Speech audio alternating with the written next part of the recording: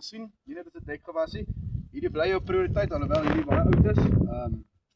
Ons moet fokus dat ons nog steeds genoeg materiaal hier los vir die onkruid kan onderdruk wat hierdie bevoordeel.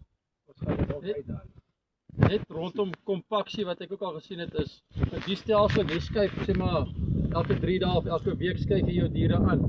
Hulle loop jy gaan dalk bietjie kompaksie hier kry by jou waterkrib. Ja, dus Dit is daar in die noorde in die Kalahari waar ons besig loop, dieselfde storie. Kompaksie rondom die krib of daar waar hulle lek is. Ja. Ver as hulle loop en skuif heeltyd het jy nie daai probleem. op die paadjie op hek toe waar hulle agter mekaar loop. Ja. Maar moet ook nie die fout maak, baie mense sê dit, en dan sê hulle maak hierdie groter want hulle wil die kompaksie hierso hê, maar waar wil ons die miskoeke en die riene hê? Binne. Ja.